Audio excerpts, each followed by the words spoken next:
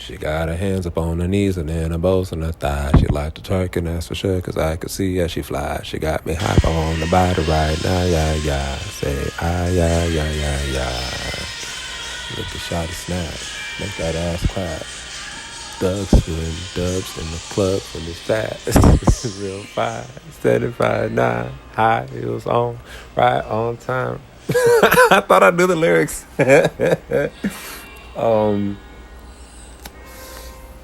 Shit. Because we're talking about something. I know I looked at it, but it's just in my nervousness of recording myself, all my thoughts went out my head. Queer intimacy.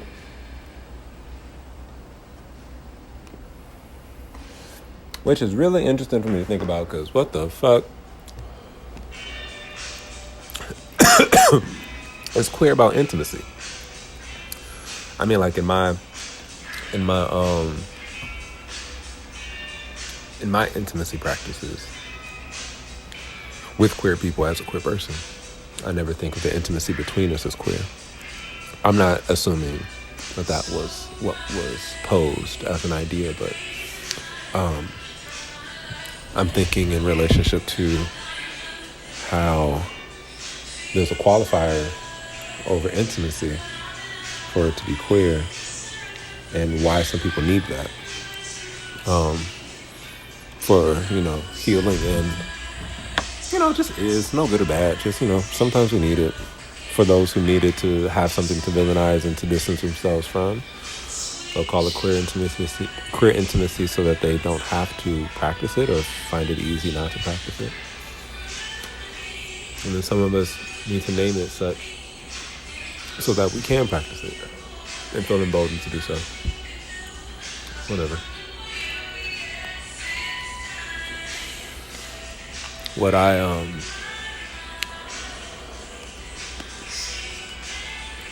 where I'm at though is like intimacy just is.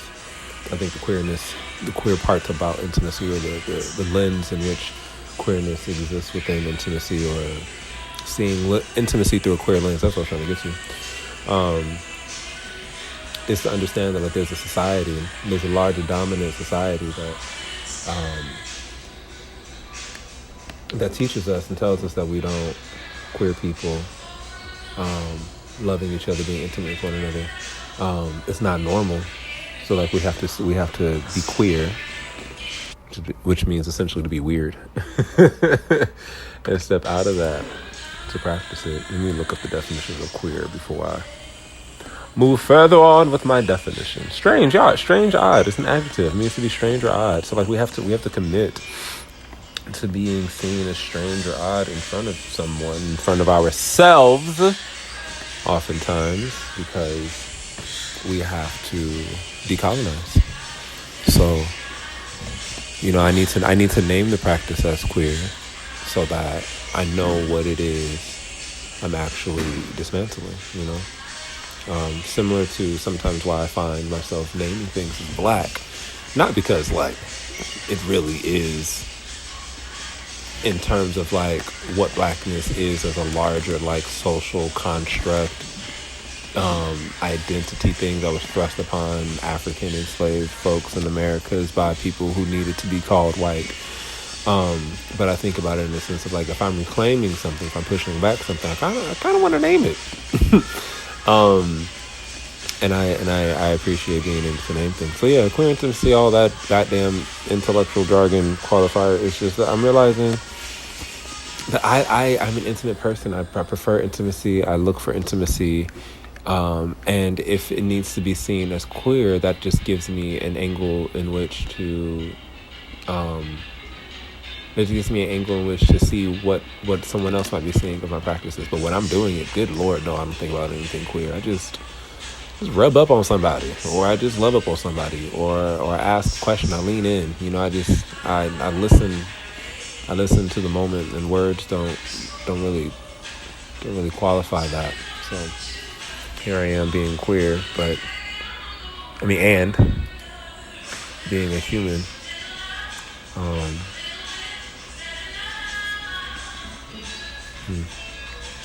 There was something else. Gotta go back to your message. Oh, here we go. Oh, queer relationships. You were even talking about queer intimacy. It was queer relationships. Wow. Same thing. Same thing applies. Honestly, I'm not even gonna. I'm not gonna take any shame on that. Honestly, because relationships are a practice of intimacy, and in my mind, and also to queer or to label anything queer in my relationship with someone is for me to be concerned with or take the time to look at what it means to someone or something else. But when the relationship is between me and the consenting parties, you know what I mean, or me and the parties that the relationship is inherent, it is understood. You know what I mean, like as simple as that. And I'm not only thinking about relationships in terms of like finding someone romantically or sexually or intimately attractive, but also thinking about like mother-child relationship. Like no one needs, I don't need the word mom, child, parent, child. You know, I don't need that relation. I don't need those words to know what the hell this relationship is. And also don't need the same like biological requirements to call someone mom or to be seen as someone's child. So, but it's often understood, you know, like it's often that energy is there in the world, and when we tap into it, we know what it is, or we learn about what it is from interacting with it for the first time. So that has me now we can go to time travel, I guess, during COVID, because when place is like space is pretty fixed and finite, like I'm in this room, I'm in this apartment, I'm on this block, I'm not leaving the city, as someone who frequently leaves the city, like time becomes something that I realized I became really, really aware of. Even though I deny time, I know it's a social construct of things, but I think the way that we've been taught to associate productivity and capitalism and shit like that with time is really the social construct. But the energy, the God that is change, you know what I mean? Like that big ass force that something changes consistently and all the time, inevitably, perpetually. That's what I'm looking for. Perpetually. That shit is like, that's a motherfucker to really think about. So now we're time traveling. Boom. Like just without thinking too hard, like understanding that time is a social construct. The past, present, and future all exist at the same time. You know, change is inevitable, and it is like probably the God. It's probably the biggest thing that we're afraid of is change. The thing that we resist, and then sometimes the things that we run towards and desire, but ultimately it is a practice. Nope, not a practice. It is a force of such magnitude that it defines our universe. Like everything that we do in this world is in relationship to making a relationship to change. But we have to make a relationship to change. It's not even like gravity. You know what I mean? Like you don't really get to be in this universe and not contend with gravity. Well, no, you do, because getting into outer space. But even then, even the absence of something still is you contending with it in my mind. So we can't even really get our existence outside of thinking about change. So then change, like thinking about how I've changed, thinking about childhood, past, especially with traumas and darker things, and trying to be better in this moment every day, being very present and grounded and breathing and shit. That part, oh my gosh. That part is like, it really is the definition of like a gray area of a nuance. Like it's not good, it's not bad, it's not, and then it is both of those things. It's just all like the angle you have on it, because like the future, that part often is where we place our hopes and dreams, and often sometimes what we're afraid of. Like the present is so contextual in the past and the future. Like it's hard to even think that like the present exists sometimes, because it is like it is where like the sand meets the water. Like that right there, that place that they connect, that is presence. As freaking, or as that's the present, that's like as freaking like slim and like thin and gossamer as that thing is, that is the presence. And that's what present is, where we're in. Because the moment that you're aware that you're present, you are now remembering. You're like instantly remembering. You're instantly remembering. So you're like, it's in some ways we can be like, I'm always living in the past. And like, if I'm always living in the past, not if I'm always living in the past. I think that's one way of thinking of things. I don't think of it that way. I think that we move through the past and future at all times, and sometimes they fold in on themselves, and sometimes they just have a relationship. You know what I mean? So I think finding yourself, like, I won't say physically, well, yeah, I'll say physically, in this like physical body, like finding ourselves in the future that we dreamt of, that we thought of, that we hoped for, planned for, worked towards. And like, I have visions, you know what I mean? Like my thoughts are visual before they are anything else.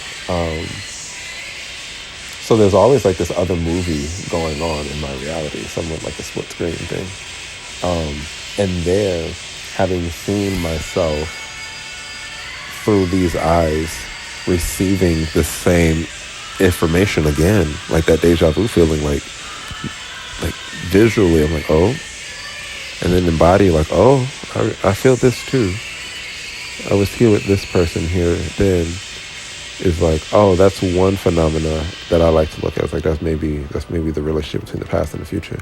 But the other one is just like hopes and goals and wishes and shit. Like working hard for something, and then you finally get it, and you arrive, and you're like, oh shit, I'm in the place that I wanted to be. I might not have been able to identify it in this way, but I wanted to be in New York, or I wanted to be dancing with this company, Bill C. Jones, Artie Zane company, or I wanted to have this relationship with my art making now. So then to be here is kind of daunting, because it requires your reality to shift and take in a huge piece of information, which is that, like, nigga, you've been time traveling your whole life. You've been doing it your whole life. So ask yourself how you've been doing it. This is me, I guess, offering, but / recounting what I do. Ask myself how I've been offering, or how I've been like working with time travel. So now I'm looking at my patterns and seeing like where do the correlations lie, and seeing if I can now make that intentional. So now I'm like time traveling in the sense of like, I know that I'm here, and I'm going to commit to memory, writing things down, telling friends about things, just investing in the images, the visions. Now I'm going to like make a note of these things and wait for them to manifest. Like that's what life is gotten to be now, is planting seeds and being, and then learning the joy of patience. That's what like growing these little plant babies are. Like you only get to appreciate how slowly life grows when you have the opportunity and the responsibility to like raise something, to nurture something through its growth, to like plant a seed, to set an intention, and then like see it through. And then that makes like love a fucking marathon, not a sprint. It can't be a sprint. You can't sprint that distance. You can't rush that. So then now I guess the relationship I've chosen with change is like to listen to it, really. That's where I'm at. I'm just listening to it. That might change. I might say something occasionally at some point. Probably sparsely, as I tend to do. But, yeah, I'm just listening.